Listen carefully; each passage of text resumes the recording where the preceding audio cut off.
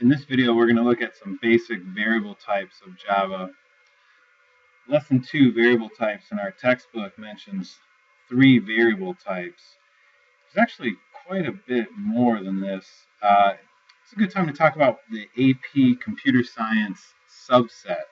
So you can see I've searched Google here, and the first link takes us to this PDF put together by the College Board.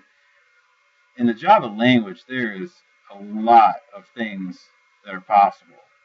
When you take your AP test in May, only a certain subset of the entire Java language is testable. You might notice a few things here we've already talked about, such as comments. Right here it says primitive types. Turns out that there's 8 primitive type variables built into the Java language. We are only responsible to know 3, int, double, and Boolean. There's another sort of variable type mentioned in this chapter called string. The reason I say sort of is that string is actually its own class. That's a discussion for another day. Today we'll treat string just as a variable. So I've opened up BlueJ, gone back to that same tester class that we've been playing around with previously. You can get rid of those remarks if you want to clean this up a little bit. So what I'm going to do is I'm going to build a string variable. And the way I'm going to do that is I'm going to say capital S for string. And I'm going to call this string hello. Now you might remember in a previous video we tried typing the word hello into our program, and it didn't really do much for us. It gave us a syntax error. Well, what I'm going to do here is I'm going to take this text that we used previously, and I'm going to set that up as the value for this string hello. Close my statement with a semicolon, and now what I'll do is in these parentheses I will type the word hello. Okay? Notice that it matches all lowercase, and there are no string literal defining double quotation marks on this string. Yet I'm allowed to compile. Okay? In a previous video, we would have gotten a syntax error here. Now we're allowed to compile. And if we go ahead and run our tester class, we see that the words hello world are printed on the screen. Now, the reason that's a little bit interesting is that we never told this program to literally print hello world. Okay? So even without a literal declaration right here, it was allowed to find that variable value for hello world.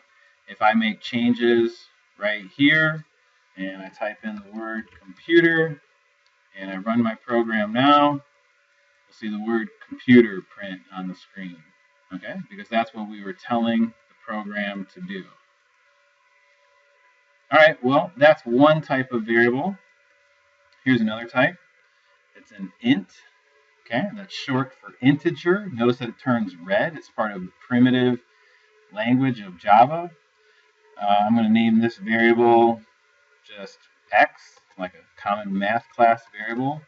And I can put in just about any integer value that I want here. Now, technically, there is a limit. There's sort of a maximum and a minimum. If you go over that, it rolls over to a negative number, perhaps. There's some strange things that can happen. We'll talk about that more in another day. I'm just going to put in the number here, 888. And right here in my system out print, I'm going to say to print x. And let's run this and see what happens. Sure enough, it prints the value 888. Okay? And it still prints the word computer from before. So if you remember when I was showing you the Java subset, there was 2 other primitive types. There's also what we call a double. What a double is in addition to being able to hold any integer value, it can hold any decimal value. So we could put in a number here, such as 3.14. And if we were to change this print statement to print y, it would now print the value 3.14. And there was one more primitive type that we saw in that PDF file earlier. It's called a Boolean. And a Boolean, if you're familiar with that term, is a true or false value only. So a Boolean can only have 2 values. It can be either true or it can be false. You might notice how that word turns to sort of a blue font. So again, that's something that the computer is recognizing, it's expecting. And so if we print the value of z right now, we should print false on the screen. Okay, and we do. In the next one.